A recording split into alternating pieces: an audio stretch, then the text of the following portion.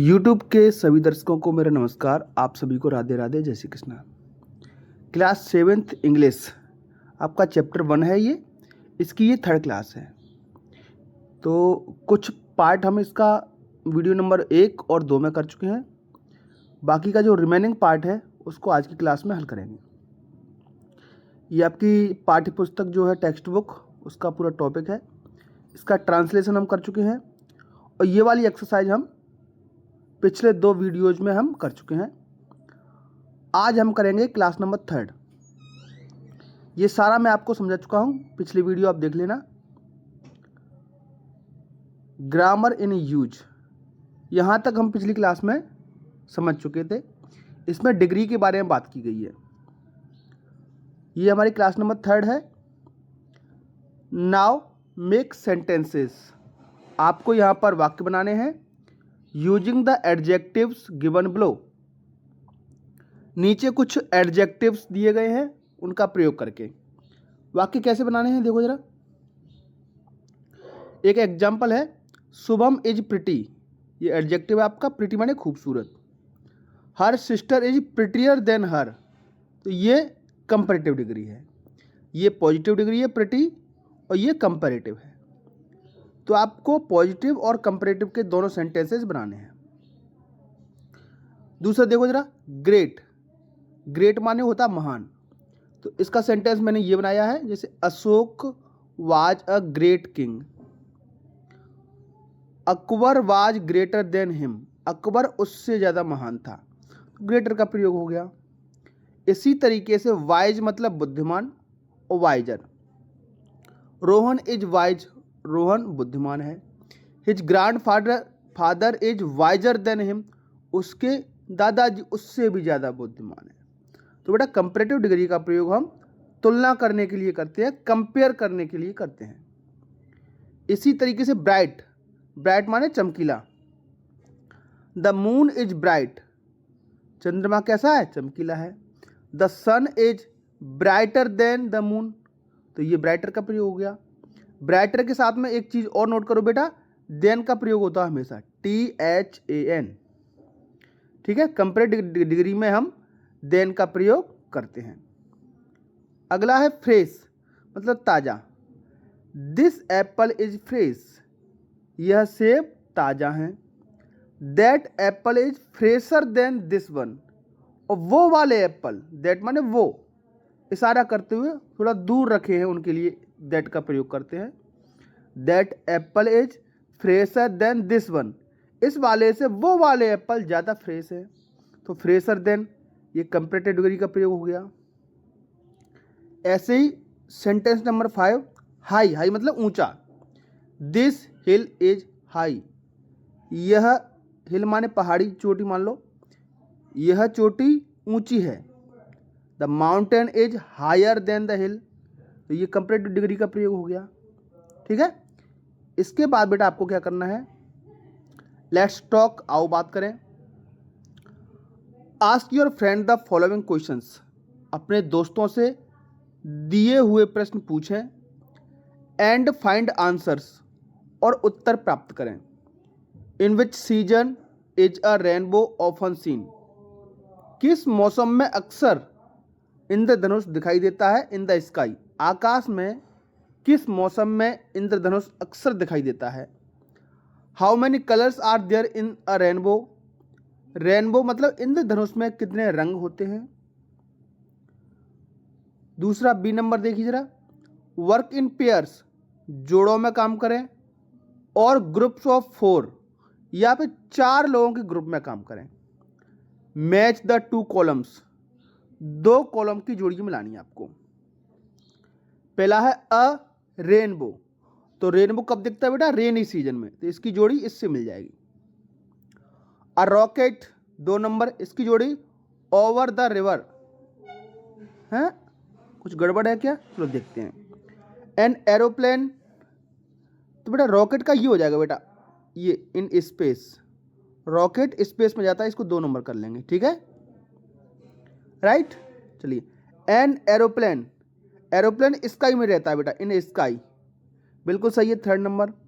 ए bridge, bridge का रहता है ओवर द रिवर, इसको कर लो 4 नंबर। राइट बच्चों। अब लास्ट बचेगा अ रोड, तो रोड कहाँ है, from one place to another place, ये बिल्कुल सही है। ठीक है, तो ये वाला स्क्रीनशॉट आप ले लीजिए, ये सही इसके जवाब है। राइट, चलिए नेक्स्ट क्वेश्चन, लेट्स राइट, आओ लिखें। Right a paragraph on rainbow, आपको एक पैराग्राफ लिखना है बेटा रेनबो के ऊपर, इंद्रधनुष के ऊपर। कुछ चीजें इन्होंने दी हैं, using the words given below, नीचे दिए हुए शब्दों का प्रयोग करके। अब आपको पैराग्राफ बनाना है और एक एक शब्द पे वाक्य बनाने, जैसे रेनबो पे वाक्य बनाना है इंद्रधनुष, स्काई आकाश, रेनी सीजन बारिश का मौसम, क्लाउड्स बादल, ब्यूटीफुल प्रिटी दोनों का मतलब खूबसूरत होता है, कलर्स रंगों का, वॉयलेट बैगनी, इंडिगो जामुनी, ब्लू नीला। इन शब्दों का प्रयोग करते हुए बेटा आपको एक पैराग्राफ लिखना है।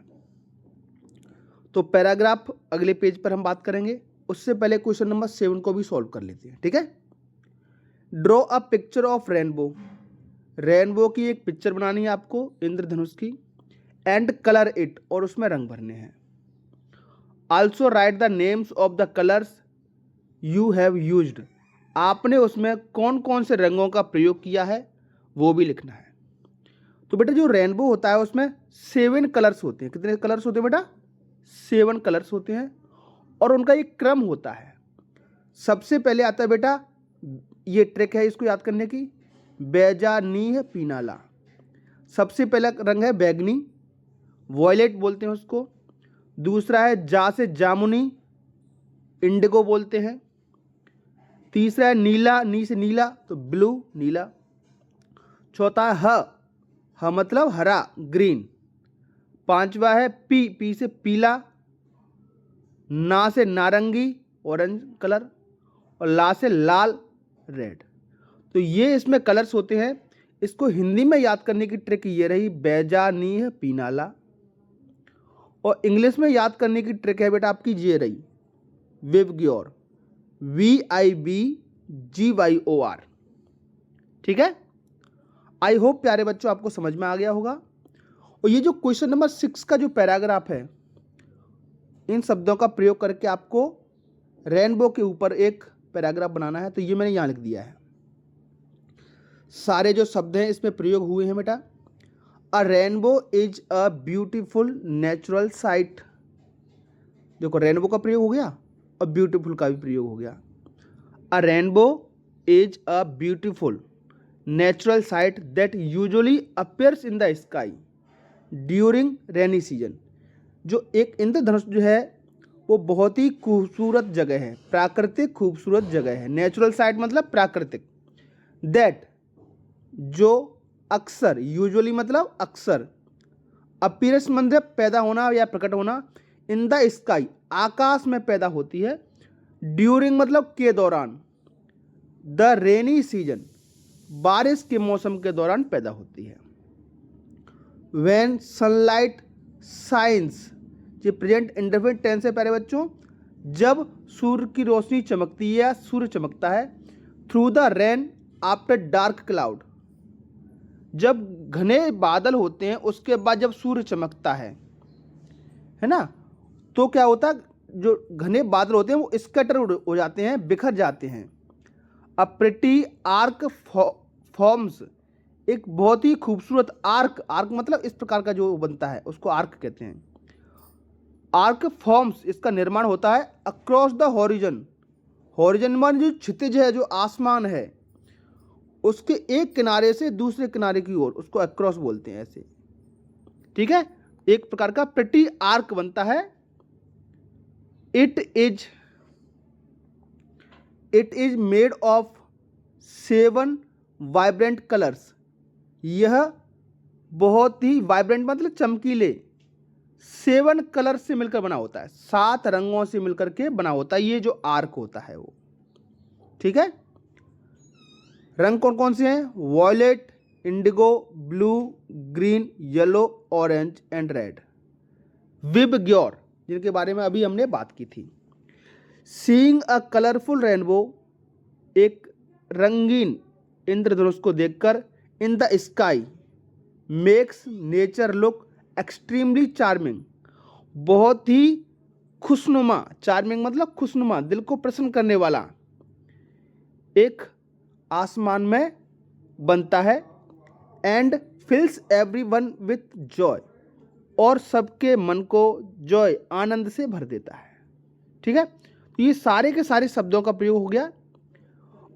उस आप लास्ट वाला सेंटेंस हटा भी देना तो कोई भी दिक्कत नहीं है ना। कुल मिला के पैराग्राफ बनना चाहिए, और भी छोटे छोटे सेंटेंसेज में आप बना सकते हो। ये जो डिफिकल्ट वर्ड है उनके मीनिंग हिंदी में मैंने आपको यहाँ लिख दिए हैं। ठीक है, हॉरिजॉन किसको कहते हैं, वाइब्रेंट किसको कहते हैं, बैगनी, इंडिगो, चार्मिंग। ठीक है, तो ये था बेटा आपका टॉपिक नंबर 1 फिनिश होता है। नेक्स्ट वीडियो में हम आपके लिए लेकर आएंगे लेसन नंबर 2। तो आपको भी बेटा हमारा वीडियो कैसा लगा कमेंट बॉक्स में जरूर बताएं। अपने दोस्तों के साथ, छोटे भाई बहनों के साथ ये वीडियो शेयर करें, और कमेंट बॉक्स में लिखें कि आप हमारा वीडियो किस जिले, शहर या गांव से देख रहे हैं। चलिए फिर मिलेंगे अगली क्लास में, तब तक के लिए आपका दिन शुभ हो। Have a nice day.